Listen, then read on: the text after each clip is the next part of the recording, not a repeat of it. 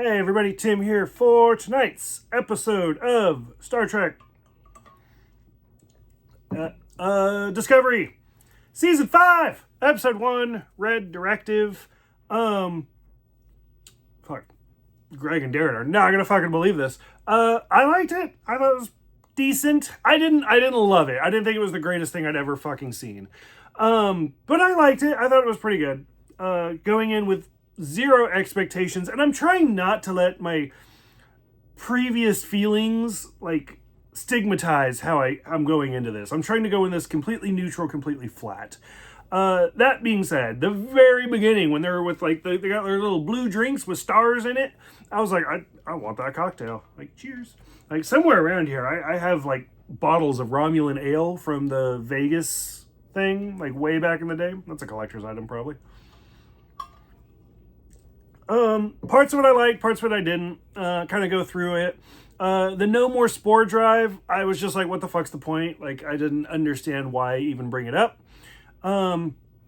Saru and President Taring, the Vulcan president, makes a mind meld joke. And I don't know, like, I get a lot of emotion from her. Maybe it's because I've been watching Star Trek my entire life. And, like, I don't know. I the very first episode of Star Trek I ever saw was actually The Cage, coincidentally. And Spock smiles in that. So I'm like, Vulcans can, like, have emotion.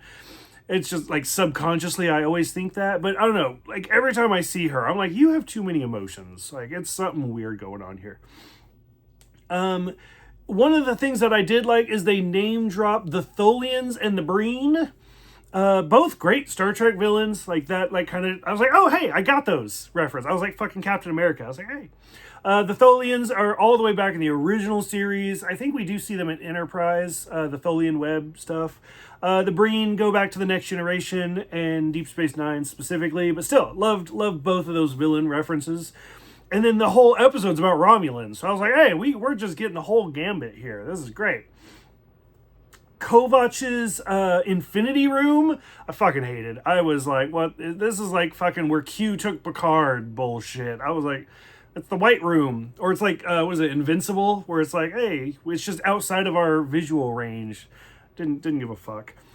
As soon as they mentioned the 800-year-old Romulan ship, like I put on my little detective hat, and I was like, hey, if I did the math, like, this seems suspicious. Like, it's gonna be the Doctor or some shit. I know that's a joke. Again, don't. Yeah. We meet Maul and Locke. Not gonna lie, the first time I missed their names and I had to like rewind it, and then like as we got further in the episode, I was like, fuck, I just should have let it go because there's a whole fucking 10-minute segment. Maul and Locke. Maul is fine. I don't know. Reminds me of actually, she reminds me of the character from the Netflix show, The Academy, whatever the fuck that is. But I was like, okay, didn't do anything. Locke, fucking, I was like, what the fuck are you? Like, are you an Orion? Actually, you know who Locke reminds me of is fucking Piccolo from Star Trek, or no, from Dragon Ball Evolution. I was like, oh shit, it's John Mathers, whatever. I was like, look at that. And right after that scene, they have the line of, the ship can't take much more. And I was like, oh god, we're pulling out every reference. Like, I'm digging, this is why I'm digging this. This is pretty good. Once they bring Book back, I was like, I knew he was going to come back. I knew it as soon as the season started. I was not expecting Tilly. It's like, she is very much in this episode. So I don't know if this is like a one-off or how much more she's going to be in there, but I was pleasantly surprised. Although she was looking a bit rough. I don't know what was going on with the hair, but I mean, I was like, hey, look at you. And like, she brought her little charm back. So it was, I don't know, because I'm not doing this in order, knowing Starfleet Academy, I was like, I want more of almost like a crossover. Like I want more of that, but it is what it is. Fred the android, fuck off. I was like, honestly, if they were to recast Data, like, bro, like, it was perfect. But as soon as he walked in, I was like, oh, fuck, it's another, like, Data lore before Fred. I was like, okay, I get it. And they even name-dropped Sung, I don't remember the name. It was a weird name, like Alantan Soon or something. I was like, that doesn't ring any bells, but Sung does, so it is. And I felt like the way that they were talking about how old the synth was kind of a hint that Data could still be alive. Which we also know that there were other androids. So, like, at this point, because it's Brent Spiner, and, like, I mean, he even did Enterprise, for fuck's sake. So I'm almost expecting a Brent Spiner cameo at some point this season. So we'll see what happens. The whole sand part is really where it dipped for me. Like, I was so with all of these references, and then I was like, this is pod racing! And then I was like, okay, I'm out. Especially, like, seeing the ships go, like, head first into the sand just to block the avalanche. It was cool. It was great special effects, but I was like, this is it. This is the best thing you could come up with, is taking two fucking starships going head first into the ground, and then we didn't even get to see them, like, come back out. I was like, what the fuck is this?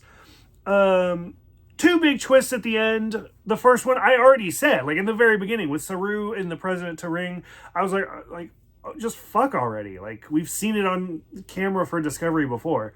So, of course, the proposal, I was like, that's cool. Very predictable, even from last season, but cool, whatever. The one that didn't get me was Kovac talking about the Vulcan, or Romulan, didn't write down his name, whatever.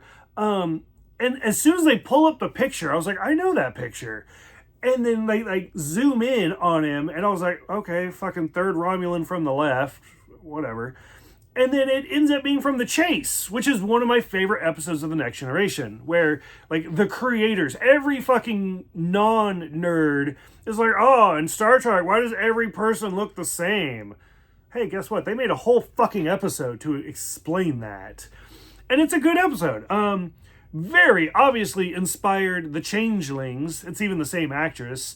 So I'm curious to see where they're going to go with that. I'm curious to see if they actually go more into that race, which nobody says they look like changelings. They even give them some other the prognators or whatever. Not one person was like, you know who that looks like? It's fucking Odo. I don't know. I want somebody needs to make that connection, but oh well, it is what it is. Short season, only 10 episodes, so I am 10% of the way through it already. So, curious what you guys are thinking. I'm going to do my best to power through this final season of Discovery and be done with it forever. Thank you guys for putting up with me. If you don't want to hear me bitch about it, just definitely skip these. Otherwise, go ahead, leave some comments. I love responding. And I will see you guys next time for Under the Twin Moons.